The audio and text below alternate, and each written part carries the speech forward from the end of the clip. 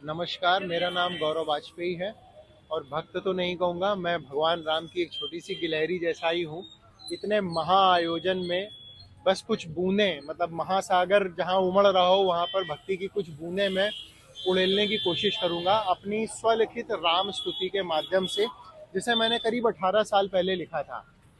अगर आपकी अनुमति हो तो मैं जी उसको बिल्कुल शुरू करूँ। बिल्कुल बिल्कुल।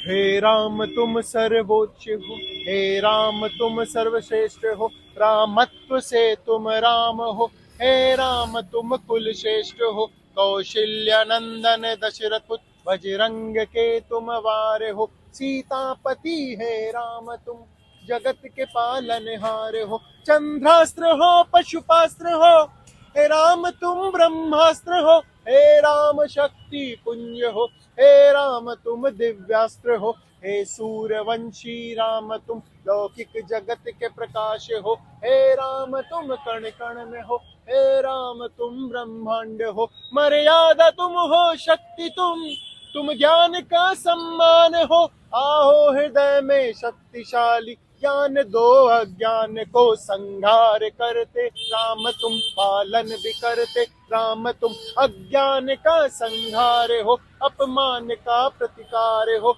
आओ हृदय में राम तुम भर दो न ऐसी भावना, आहे विपत्ति कैसी किसी पल जाए ना फिर भावना, अंगद की शक्ति तुम प्रभु, शक्ति जटायु की भी तुम, सीता के ही हो सतित्व तुम, बजरंग की भक्ति भी तुम हो, शक्ति तुम बजरंग की हो, भक्ति तुम बजरंग की, आराधना बजरंग की हो, सांस तुम बजरंग की, बजरंग के सिंदूर में बसते प्रभु श्री राम हो आत्मा माता की तुम, कभी तो सीता राम हो, हे शक्तिशाली दे दो शक्ति मुझको अपने अंश की, वो अंश दे दो तुम प्रभु जो पाप का विध्वंस हो थल में तुम हो अग्नि तुम नभ तुम ही हो नीर में, वैकुंठवासी चक्रधारी तुम बसे हो क्षीर में, तुम बुद्धि दो तुम शक्ति दो,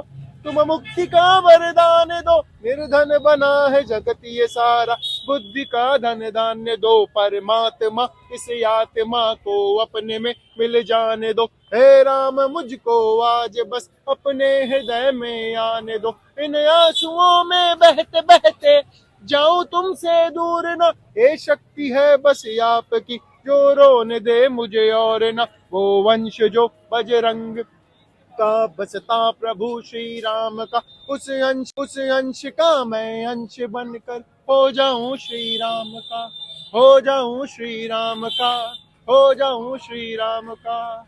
बोलो सियावर रामचंद्र की जय, पवन सुत हनुमान की जय, उमापति महादेव की जय। बहुत बहुत धन्यवाद। तो ये थे हमारे साथ गौरव वाजपेयी, जिन्होंने श्री राम जी की स्तुति लिखी है। बहुत ही शानदार स्तुति इन्होंने लिखी है। इनसे कुछ और सवाल करेंगे, जानेंगे कि आखिर इनके मन में ये विचार कैसे आया कि इनको श्री राम जी की स्तुति लिखनी चाहिए। जी गौरव।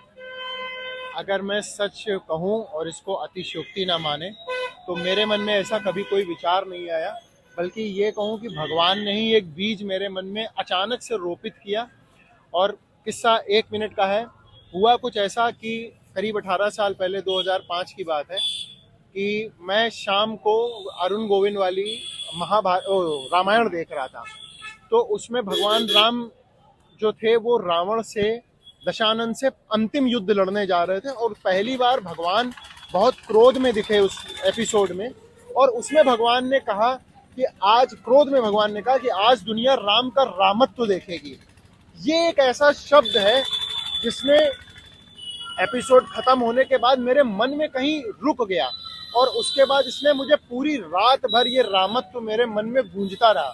अगले दिन मेरा पेपर था, मैं जब जा रहा था तब भी रामत्व गूंज रहा था, जब मैं पेपर दे रहा था तब भी रामत्व गूंज रहा था, और जब मैं वापस आ रहा था तब भी रामत्व गूंज रहा था। और अब जो होता है वो सबसे बड़ी अजीब सी घटना होती है कि मैं आकर सीधे अपने स्टडी रूम में चला जाता हूँ, और जब मैं मात्र आधे घंटे बाद आता हूँ तब ये श्री राम स्तुति मेरे हाथ में थी। आप यकीन नहीं करेंगे, एक एक शब्द जो मैंने अभी आपके सामने रखा है वैसा ही आया था, इसमें कोई एडिटिंग नहीं की मैंने, कुछ जोड़ा नहीं, कुछ घटाया नहीं। ये जो ताल है, ये जो सुर है, ये भी मुझे उसी समय के मिले हुए, ऐसा लगा था जैसे भगवान ने दे दी। इन 18 सालों के दौरान मैंने बहुत प्रयास किया कि ये स्तुति में रंग पड़ जाए, इसमें म्यूजिक आ जाए, इसका प्रचार प्रसार हो जाए, पर दुर्भाग्य से नहीं हो पाया। कुछ समय बाद मुझे लगने लगा शायद भगवान ने इसे किसी विशेष कार्य के रखा है, और अब जब भगवान की प्राण प्रतिष्ठा होने जा रही है, तो मैं ये यकीन से कहता हूँ, पिछले 3 दिन से मैं ये स्तुति आप लोगों के बीच में गा गा करके मेरा गला दर्द हो गया है, और भगवान ने मुझे समझ में आ रहा था कि भगवान ने ये स्तुति रोक के क्यों रखी हुई थी। तो ये सब भगवान की लीला है। मैं बहुत बहुत उनका धन्यवाद करता हूँ। उन्होंने मुझे समझा कि उन्होंने ऐसी रचना दी जिसको सुनने के बाद सभी लोग उसकी प्रशंसा करते हैं। इसमें मेरा बिल्कुल योगदान नहीं है, ये भगवान ने मुझे समझ में आ रहा था कि भगवान ने ये स्तुति रोक के क्यों रखी हुई थी। तो ये सब भगवान की लीला है। मैं बहुत बहुत उनका धन्यवाद करता हूँ। उन्होंने मुझे समझा कि उन्होंने ऐसी रचना दी जिसको सुनने के बाद सभी लोग उसकी प्रशंसा करते हैं। इसमें मेरा बिल्कुल योगदान नहीं है, ये भगवान ने मुझे प्रेरणा से दी थी, और वही मैं यहाँ पर अर्पित कर रहा हूँ। गौरव जी, एक अंतिम सवाल जी। हम महज एक दिन बीच में है, आज 20 है, कल 21 और परसों 22। एक बहुत बड़ा दिन सभी राम भक्तों के लिए, एक बहुत बड़ा दिन परसों आने वाला है, जब श्री राम लला जी विराजमान होंगे अपने उस घर में जिसका बरसों से इंतजार कर रहे थे भक्त कि वो आएंगे और राम लला उसमें विराजमान होंगे। तो अब आपको कैसा महसूस हो रहा है? क्या कुछ आपका दिल कह रहा है अंदर से? देखिए, पहले मैं ये ऐसा लम्हा है कि हम सब शब्दों की कोशिश कर रहे हैं, शब्दों से बोलने की, पर यहाँ शब्द खत्म हो जाते हैं, ऐसा भाव यहाँ पर आ चुका है। रही बात केवल राम भक्तों के लिए, ये उल्लास का विषय नहीं है, संपूर्ण मानवता के लिए, क्योंकि भगवान राम को मर्यादा पुरुषोत्तम कहा गया है। अभी भगवान राम का कुछ लोगों के मध्य में एक ऐसा चरित्र व्याप्त हो गया है कि वो उन्हें अपने एंटी समझने लगे हैं। समय आएगा जब वो ये समझेंगे कि भगवान राम तो मनुष्य होना, कैसा मनुष्य में होना चाहिए, कैसा पुत्र होना चाहिए, कैसा भाई होना चाहिए, कैसा राजा होना चाहिए, कैसा पति होना चाहिए, अभी लोगों को तो प्रेरणा लेनी है उससे। तो जैसे जैसे लोग इस महत्व को समझते जाएंगे, उन्हें सिर्फ भगवान राम को देखिए बोला गया मर्यादा पुरुषोत्तम, यानी वो व्यक्ति जो मर्यादा में पुरुषों में सर्वश्रेष्ठ है, उससे उत्तम कुछ नहीं हो सकता। लेकिन दुर्भाग्य हमारे देश की राजनीति और ऐसा माहौल रहा है कि लोग इस तथ्य को नहीं समझ पाए। भगवान राम को एक किंवदंती बना दिया, कभी किसी ने उनके वजूद पर ही उंगली उठा दिया, जिसका जो मन आया उसने वो किया। तो कुल मिलाकर मैं ये कहना चाहता हूँ, अयोध्या में भक्तों का, भक्ति का महासागर आ चुका है, और हर गली कूचे के अंदर आपको वो भक्ति की लहरें, भक्तों की लहरें आप देख लीजिए। पूरा अयोध्या, ऐसा हिंदुस्तान का कोई प्रांत नहीं है, ऐसा कोई जिला नहीं है, ऐसी कोई तहसील नहीं होगी जहां से इस समय ऑन द स्पॉट लोग नहीं होंगे।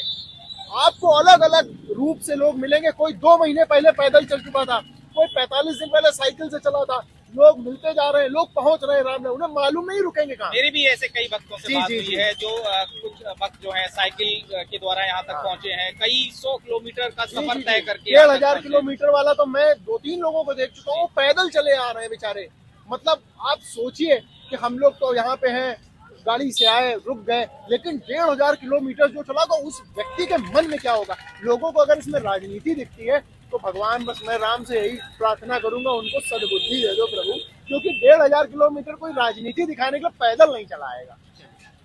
बहुत बहुत धन्यवाद गौरव जी। तो ये थे हमारे साथ गौरव बाजपेयी, जो कि प्रभु श्री राम के एक अनन्य भक्त हैं। धर्मनगरी अयोध्या से नेशन 18 न्यूज के लिए मैं गौरव सर।